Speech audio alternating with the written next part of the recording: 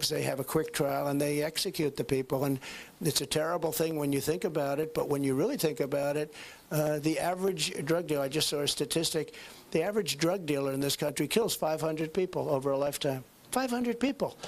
So when you look at that, and China has no problem, the countries with the death penalty, they're the only ones that don't have a problem with drugs. The only ones that don't, Singapore has a very strong death penalty. If you sell drugs, if you're a dealer, if you sell drugs, you get the death penalty. And people say, you know, let's go someplace else. Let's go to the U.S. and do it, where they don't even do anything to you. I mean, they don't even do anything.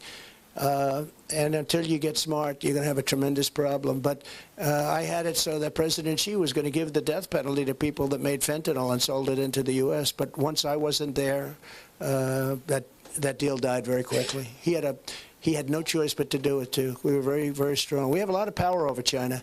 People don't realize it, but we have tremendous power over China, but they don't use the power. They don't know how to, I don't even think they think we have the power. We have tremendous power over China. Yes, sir, in the back, with that beautiful cowboy hat. I want to get one. That's going to go down in history, ultimately. And Ashley Babbitt was killed, shot by, in my opinion, a rogue cop. He had no business doing that. He shot her, unarmed. And actually, people say she was trying to hold back the people that were pushing her forward. Ashley Babbitt was the one that was killed. She was the one that was killed. And they like to say 5 people. That's the truth is. And there happened to be somebody else also in addition to Ashley. But Ashley Babbitt was a big supporter of everybody in this room. And by every account, she was an incredible person and a great patriot. And he shot her like, just like he had no problem. And then they wanted to shield him, right? They wanted to shield. And he ends up on NBC. Being interviewed on NBC because he was so proud of himself. He thought he was a big shot. And they ought to look at his past record, by the way. Take a look at his past record. By the way, thank you for giving us Governor Kim Reynolds for governor of Iowa. Good. Good. That's right. I hate to say it, without me, you know she was not going to win. You know that, right? I gave you a couple of them. Without me, they wouldn't have won. But I gave you some good people. You have some good people here. But as far as the time, it's a great question because I've been watching DeSantis go out and say, "I've got 8 years. It's going to be 8 years." Let me tell you something. Right there, you should vote against him. It'll take me 6 months to have it totally the way it was. We'll have it fast. It's drilling. It's the wall. And it's getting criminals out of our country that have been allowed to come in so freely. We're going to get them out. ICE, we're going to double up on ICE and the Border Patrol. They're incredible people. Brandon Judd and Tom Homan and some people that we have are phenomenal people, but they don't use the good ones. They use very liberal, very radical left people, and it's hard to believe. You know, I did hundreds of miles of wall. Then I said, you know, we should do more. What do you think? And they gave me other locations. We were going to add another 200 miles to it. We started, would have been done within a few weeks. And the stuff was all there. They actually lifted it up and took it where Texas and Arizona can't get it. Can you believe it? Instead of saying, you guys put it up yourself, at least. But they didn't want it up. That's when I said, these guys actually believe in open borders. Who can believe in an open border? But when I heard DeSantis go out and say, and talk about 8 years, we need 8 years. You don't need 8 years, you need 6 months. We can turn this thing around so quickly. If you need 8 years, who the hell wants to wait 8 years? You don't need 8 years. I'll have it turned around.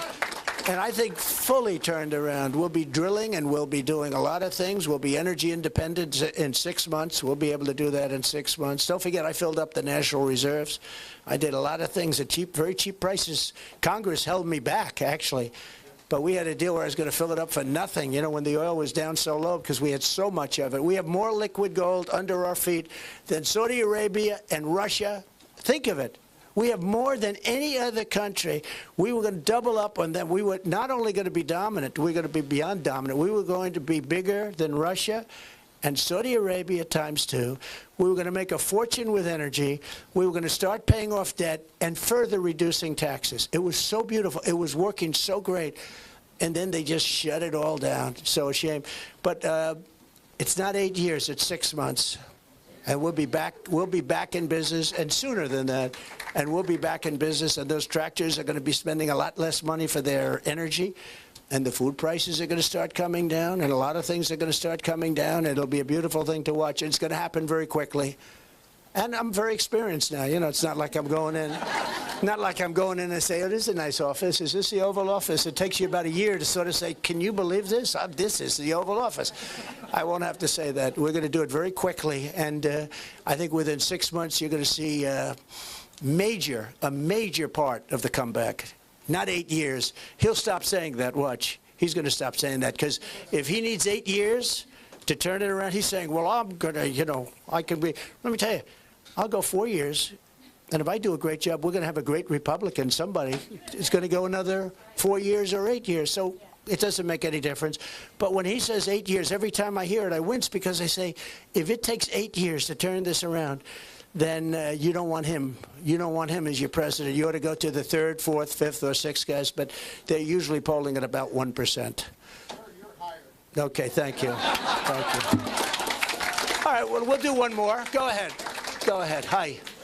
Hi, President Trump. I just graduated high school 2 weeks ago. Great. Thank you. And so my question for you is, since your last term in office, there have been a lot of attacks on education in terms of censorship and all of that. So I was wondering what your thoughts were on parental control and that kind of thing within schools, school choice, and all of that. Education is very important to me, so wanted to hear your thoughts on that. So Thank you. very good question. Congratulations, by the way. Good. Were you a good student? Were you good? Pretty good. Okay, just pretty good. She just got a $180,000 scholarship, a naval scholarship to go to Yale. Wow. Oh, wow. She's very modest. She's very modest. That's fantastic. That's great. Congratulations. Very big on school choice. Can you imagine we even have to talk about parental control and basically having parents get involved? We have school systems that don't even want to talk to the parents about their children. And you talk about changing gender and things where the child can make a choice and the child can be unbelievably young. The country has gone sick.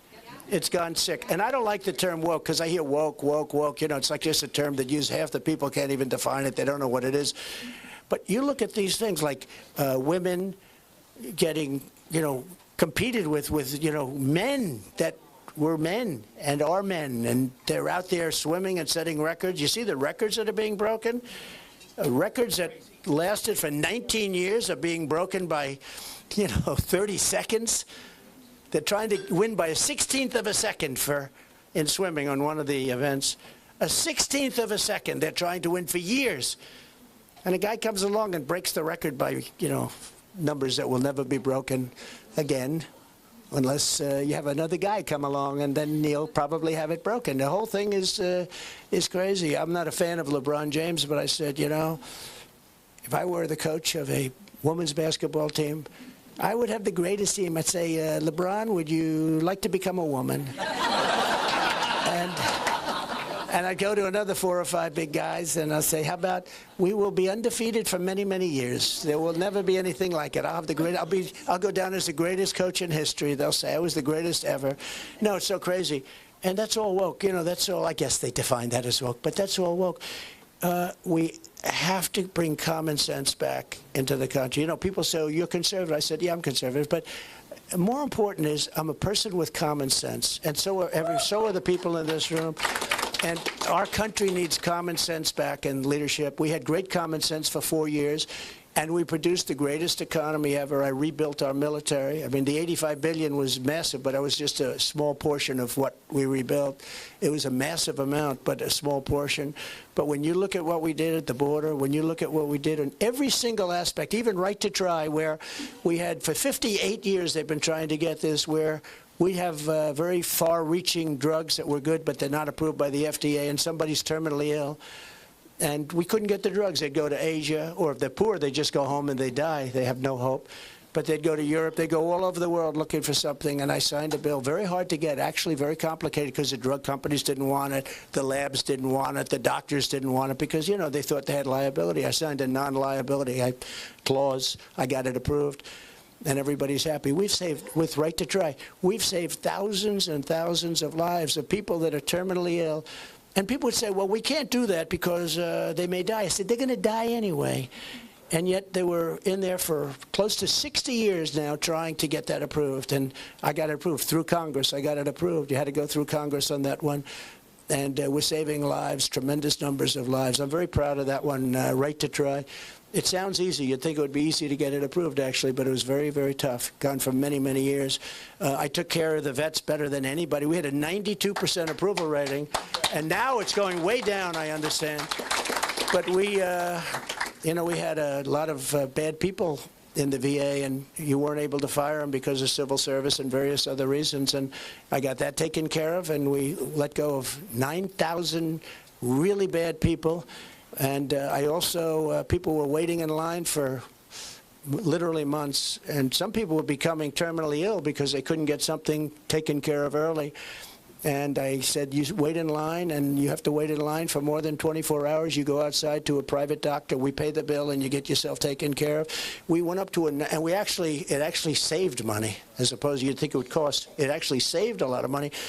But when you think of it, we did things that nobody's ever done. With the VA, we had a 92% approval rating. Nobody has ever been. We were 36, I think, 36 points higher than previous.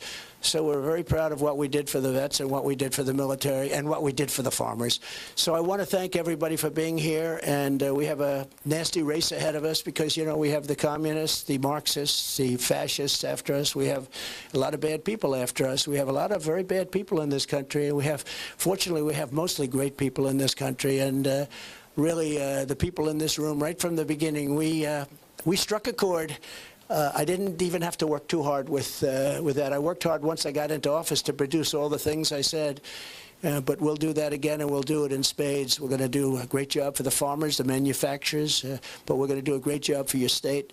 And I just want to thank you for your support. You've been incredible, and for your leadership. You people have been amazing. And thank you very much, Matt, everybody. Thank you very much. Thank you, everybody. We'll see you soon. Donald Trump there campaigning in Iowa as DeSantis campaigning in New Hampshire. Take a look here, live look of another event for DeSantis. We'll have a little bit of that for you as well right here on Live Now from Fox. We're going to take our first break here of this hour. Stay right here with us.